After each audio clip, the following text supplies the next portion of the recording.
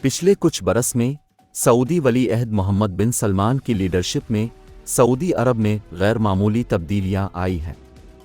خواتین کو مزید حقوق، فیشن شو، سپورٹس، فلمیں اور اب ڈپلومیٹس کو شراب بھی دی جا رہی ہے۔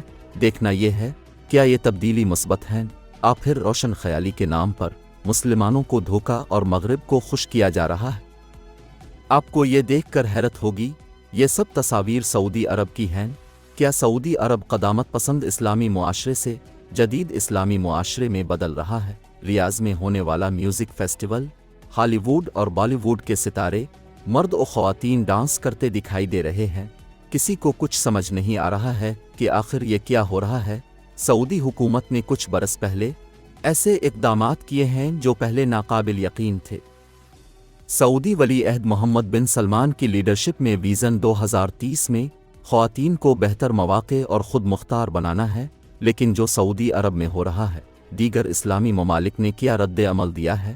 آپ کو یہ سن کر حیرت ہوگی، مسلمانوں نے اس طرح کی تبدیلی کو قبول نہیں کیا ہے۔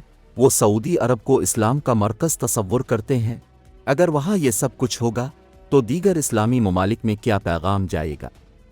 ماہرین کا کہنا ہے صرف سعودی ولی عہد محمد بن سلمان کی سوچ کی وجہ سے سعودی عرب میں یہ سماجی اور معاشی تبدیلیاں ہو رہی ہیں۔